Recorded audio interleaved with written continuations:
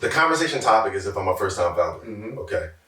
And if I'm a first-time founder looking to go out into the market to raise, and I have to try to understand how investors work, you brought up the fact that there's kind of 3 tiers of investors. Mm-hmm. There's the angel, the independent person that you know, the homie, the mom and pop, someone that could put anywhere from $1,000 to $10,000 up, maybe even $15,000, but $1,000 to $15,000. An angel investment round is you talking to 5 friends that could put up $1,000, 10 people that could put up $2,000, right? So you're going to walk away with somewhere between $5,000 to $50,000. $5,000 to $50,000 is a range to start kind of anything, right? Let's just be candid. Mm-hmm. Anything under $5,000, you effectively can pay that out of your own pocket from your own income, right?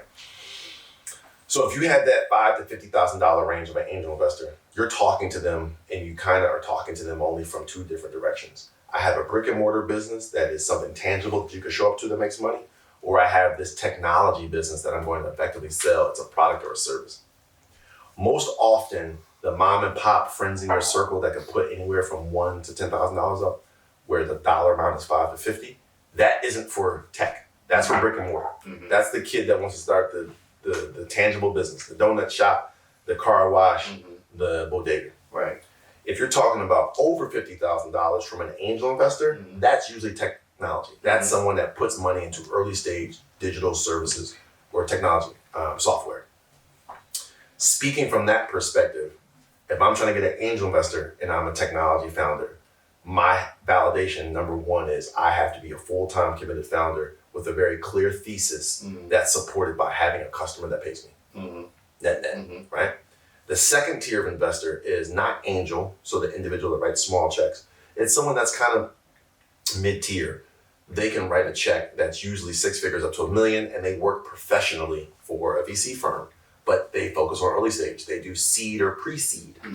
The third tier of venture capital investor is the institutional investor. They do multi-million-dollar rounds, they invest in all stages, and they are there for the growth. They can write you a $1 million check, they can write you a $50 million check, right? Those are the 3 tiers. If you're a first-time founder, you're not talking to the top tier. You don't need $1 million. You're not even talking to the middle tier, the pre-seed, seed investor. You don't need $500,000. You're talking to a group of angels who professionally earn money that they invest in early stage startups. And they do that validating if you're a full-time founder with a clear thesis, customer with revenue. One customer, $1 amount of revenue coming in, right? The second step was team. Are you able to secure a full-time team? It's not about the number. It's about, are they fully committed? And do they have the skill set that's needed, commensurate to the business? Is it growing the business? Is it complementary to you? Number 3 was, and I think this is number 3, do you actually have like a clear go-to-market strategy? I think that was number 3. Number 3 was, yes, because you have the team. Go ahead. Yeah, so I think it's number 3. So clear go-to-market means you can tell me the total addressable market, the segmentable addressable market, and the actual market, the niche you're focused on, right? TAM, SAM, SUM.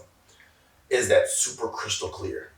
And are you actually doing it, right? So we use the example of the young lady who's from Queens who wants to focus on selling a digital service to used car lots that are owned by immigrants in the top 15 cities. Okay?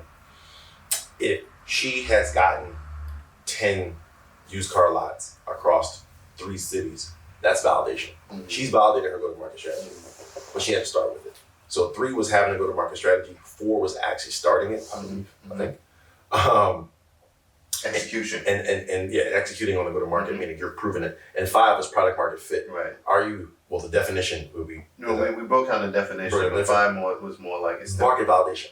Market validation. 5 is market validation. And the fact that you said it still comes back to the founder. Right. So 5 is market validation. Have you actually proven that this can grow per your plan?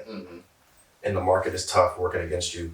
Venture capitalists are not writing checks like they used to. Team members are not jumping full time like they used to. You got a lot of headwinds. So those 5 things, I think, simply to answer your question in this conversation of what it looks like to start, be successful at the start, you need those 5. You have to be fucking phenomenal and willing to pivot and shut things down and move and iterate. You really have to be able to find people kind to you. You really have to be able to prove you can earn the money. And if you can earn money and earn customers, then your go-to-market strategy could make sense. But it's got to be super clear. Execute on go-to-market strategy, right? Mhm. And then scale it up to get some real market validation.